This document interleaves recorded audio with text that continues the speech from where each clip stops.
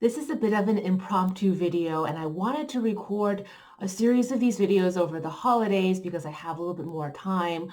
Once the holidays are over, I'm not going to have the time to sit down and flesh out any of these concepts that I wanted to put out there. I want to talk about some of the trends in the tarot marketplace that I've been seeing for the last 5 years, but that continue to be pretty dominant. This is in no particular order whatsoever. Well, to be more precise, it's in the order that they came to my mind, but then I did move around, cut and paste the bullet points without really processing or rationalizing why I moved around the bullet points. So that's why I say no particular order. The first I will refer to as novelty decks. So when I say novelty decks, I'm talking about decks that are themed based on pop culture, kind of gimmicky decks, but that makes it sound negative. It's not necessarily negative. It's just decks that are based on a pretty niche concept or decks that are created with the intention of being a collector's item.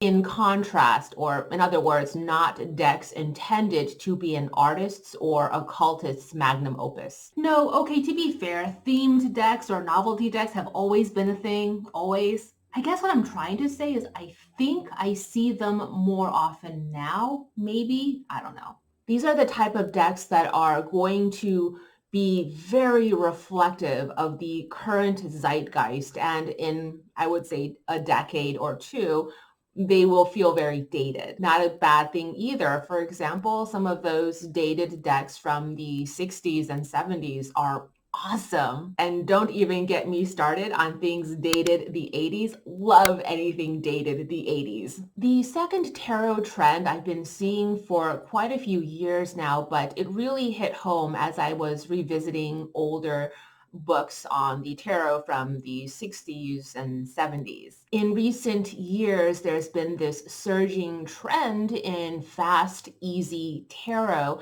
and it doesn't seem like it's stopping or changing course anytime soon. In fact, I feel like if anything, the tarot is going to get faster and easier in terms of how to learn the tarot. You look at any of the older tarot books published before the 80s, and they will literally, word for word, say you must memorize the card meanings, and only after you have committed the card meanings to memory, then you can become more liberal, intuitive, creative, and imaginative with how you apply those card meanings in an actual reading setting. Almost every single tarot book on my bookshelf published before the 80s talks about how difficult and hard and complex the tarot is. And at the back of those books, there will always be these extra chapters, tarot and astrology, tarot and numerology, tarot and the Kabbalah. And without fail, somewhere amongst the pages, there is going to be a diagram of the Hermetic Kabbalistic tree of life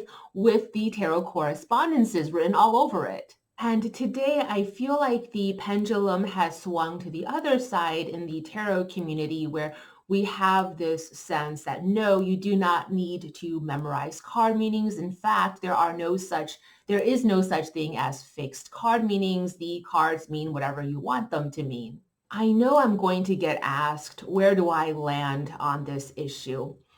I think we really need to have all types of tarot readers out there in the marketplace. For me, it's more about transparency and honest disclosures. So whatever your style of reading may be, make sure that's very clear to your clients. That's it.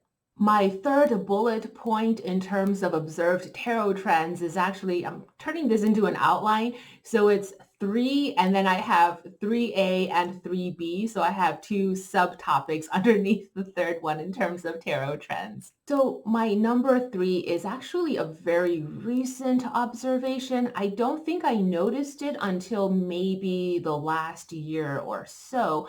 And that would be hating on the Rider-Waite-Smith system, hating on the Golden Dawn, and hating on Hermetic influences in the tarot. To be fair, there has always been this enduring critique of Golden Dawn system correspondences in the tarot. And to that point, May I be elitist for a moment? My personal sense of it is 10 years ago when you saw tarot readers critique the Golden Dawn system of correspondences. Specifically, perhaps we're talking about the astrological correspondences that we assign to the tarot cards. And the critique was pretty precise. It would be a specific criticism of, say, how the 36 decadent rulers, in terms of how the Golden Dawn attributes them to the minor arcana pips, doesn't make a lot of sense, or would be a critique that the Golden Dawn system of attributions in terms of the signs and planets in the major arcana doesn't make any sense. It would be a criticism of why is the Golden Dawn system of correspondences the dominant one that everybody uses? Why isn't it another one? There would be a sense of challenging that dominance. My personal observations of how the Golden Dawn is criticized today in the tarot community is they represent the old ways. They are old hat. So let's just throw them out. Let's discard all things Golden Dawn. But then we don't actually discard all things Golden Dawn. I'm perfectly okay with saying throw it all out and devise a new system that has zero influence from the Golden Dawn. But then you actually have to do that. Don't continue to borrow from the Golden Dawn while saying, this is not the Golden Dawn. I hate everything Golden Dawn. So my two subtopics under number 3 in terms of tarot trends observed in the last 5 years, 3A, as it were, would be I would call it seems like a resurgence in the popularity of working with the Tarot de Marseille. I've seen a lot of brand new total tarot beginners come into this community with a pretty clear understanding of the distinctions between the RWS system and the Marseille, and saying quite consciously, I want to work with the Marseille system. And I think that's really cool. I think once upon a time, it was a little harder to find Marseille decks other than the really nice, high-end reproductions or replicas of historic decks. I mean, just, modern contemporary Marseille decks. You see a lot more of that now, which I love. And then my subtopic 3B would be the normalizing of the Crowley-Harris Thoth Tarot. 10 years ago, even over 5 years ago, there was a prevailing attitude in the tarot community that the Thoth Tarot was evil. You still see it for sure. It's absolutely still there. But there's also a stronger push to normalize the Thoth Tarot. Where I'm observing this would be TikTok, tarot TikTok, and tarot Instagram. I feel like once upon a time, right, the tarot reader would be of a particular persuasion or aesthetic or personal brand to be one who openly uses or works with the Thoth deck. And today on Tarot TikTok and Tarot Instagram, you can see the Crowley Thoth Tarot being mixed and matched with those fun, light, pretty oracle decks. I used to see a lot of tarot readers being fearful of the Crowley-Harris Thoth deck and even warning other tarot readers, don't use that deck. That deck is evil. Crowley is evil. And like I said, I do feel like that attitude has not gone anywhere, but the Thoth deck has nonetheless become a lot more normalized than it used to be. The fourth trend I've seen in the tarot community that I feel like either didn't exist 10 years ago, or I just really didn't see as much of it 10 years ago. And that would be both the haul and the anti-haul. I was in conversation with an older tarot author, and he didn't even know what a haul or anti-haul was.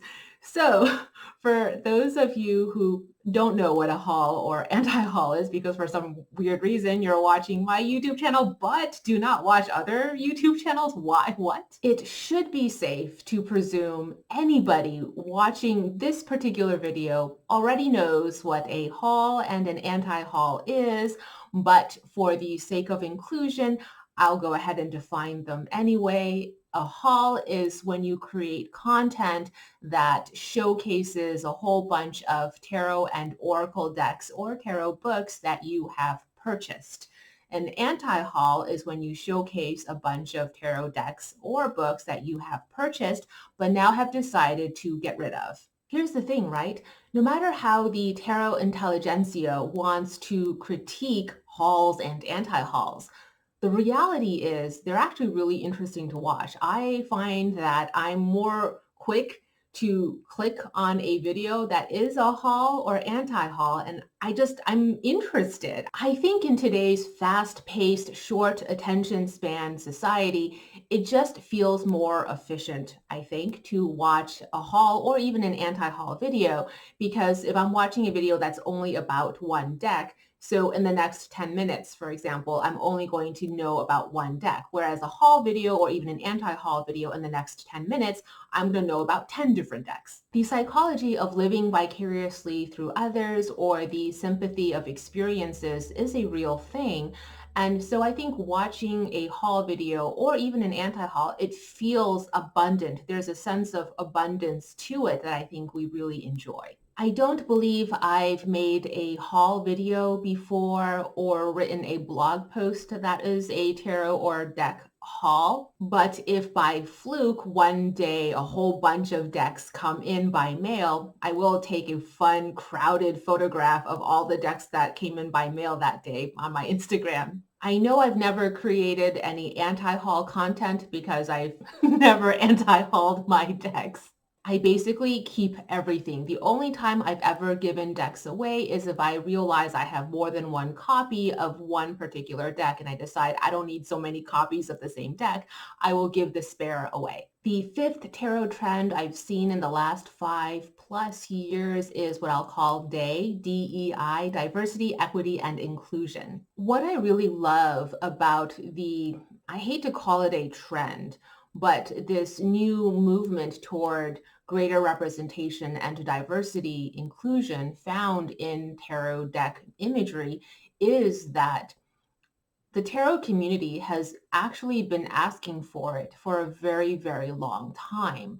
But when the dominant voice controlling the narrative was the traditional publishing houses, you didn't see a whole lot of change. It really wasn't until the last 5 years when indie deck publishing became a lot more accessible. You had more indie decks being put out there, indie artists going ahead and taking the initiative to be more diverse with their representations in tarot imagery and tarot art. I feel like it really was only after indie deck creators took this creative risk and this initiative to be more diverse and inclusive in their tarot deck art that you saw the actual shift happen. So what I truly love about this particular trend is that it exemplifies the power of the collective voice. Something I find really poignant is that Gen X Asian Americans got so used to not seeing ourselves as three-dimensional characters in media that we found a way to settle with consuming media that did not include our faces or stories. And it truly was the younger end of millennials and Gen Z Asian Americans that spearheaded a real concrete change in our media. This past holiday weekend, James and I were flipping through Netflix trying to find something to watch. And because we hardly ever watch TV, there's no algorithm saved, so there's no slanted bias in there. Both of us noticed that there was just in general a lot more Asian American representation in media now that did not exist when we were teenagers watching TV and movies. James looked over at me and said, "You know what? I honestly didn't think I would live to see the day that Asian American faces became this normalized on TV and in media, where we would actually see Asian American characters that were not two-dimensional, fitting some kind of a stereotype." Taking this back to tarot art, I see this happening as well in tarot. In the same way that I am now getting to see more and more Asian American faces in non-traditional occupations and being visible and prominent in non-traditional occupations, I'm also getting to see more and more Asian Americans in the tarot community. So that's pretty cool. 2 thumbs up. Okay, I have four bonus, not as prominent tarot trends that I kind of want to cover. The first is definitely not serious, kind of a chuckle. I just noticed there's a greater trend in orange book covers. And the first time I noticed this was when I was scrolling through the playlist on YouTube I created of all my past Sightsee the Tarot videos, where I feature a book in every single video, right? And I was scrolling through it, I noticed how come so many of these, I mean, not a whole lot, but there was a noticeable amount of book covers that were orange in terms of the dominant color. And then also because I have been interested in keeping up with YA novels as well, young adult fiction, I also noticed this trend in young adult fiction book covers. A lot of them in the last year were orange. Another fun, silly tarot trend I've noticed, animal heads on human bodies. Not one, not two, like lots and lots of decks have come out in the last maybe 2 years where you have a lot of animal heads and human bodies. So the third bonus that I put down was digital collage art as the medium of choice. But here's the thing, like now that I think about it, it's actually been going on for a lot longer than the last 5 years. I mean, the last 10 years, I've really seen a lot of digital collage art in tarot. Maybe the most famous example or the most prominent example I can think of from the heyday would be the Voyager Tarot by James Wanless. So yeah, never mind, strike that. That's not really a recent tarot trend. Ooh, but this one definitely is matte cardstock. And again, I think this shows the power of the collective voice. Again, it was the indie deck creator who spearheaded this trend toward the matte cardstock. I think it's because they are more grassroots and they have their ear to the ground and they know what the collective wants. And really only after indie deck creators established in the marketplace that matte cardstock was commercially viable, that the traditional publishers took notice, and now you see a lot more mass market decks with the matte cardstock. Some of my market predictions, and not psychic predictions, I'm not using psychic ability here, I'm talking about just, actual market forecasts. My sense of the market is because the pendulum has so visibly swung to one side of the modern novelty type deck, I think it's just pretty natural in terms of human nature cycles that we're going to see a swing back where people are going to be more interested in really historic decks, right? People will want to kind of go back to the historical type replicas, I think. In fact, you're already seeing a little bit of it in terms of one of the trends that I mentioned, which is this resurgence in the popularity of the Marseille. I recently went through this very short-term phase of obsessing over AI-generated art. You'll see some of my blog posts as of late and Instagram shares to that effect. And from there, I have two simultaneous predictions or marketplace forecasts. Just like the simultaneous push and pull of haul and anti-hauls that have been trending, I think there's going to be a simultaneous push and pull of more decks coming out that are using AI generated art. So people who don't consider themselves super artsy can still execute their cool tarot or oracle deck concepts. At the same time, the push or pull, passive aggressive backlash to that would be a resurgence in interests for hand-drawn decks or decks that visibly show the artist's manual craftsmanship. So I think there's going to be a resurgence in an interest in looking specifically for deck art that showcases traditional mediums of art. Finally, I am predicting a new wave of a tarot divination system, a deck correspondence system that is truly going to be a transcendence or divergence from both the Marseille and the RWS and even the Thoth. It's going to be a totally new tarot system. I do see that in our horizons, something that will truly be decolonized, or we'll have dismantled previous constructs in a way that does feel innovative and fresh and exciting. What is going on here? This is why I don't make up, because I don't know how to make up. Think I can Photoshop that out in the thumbnail. The super cool bonus of having learned digital art in the past few years is I'm getting much better at Photoshopping myself.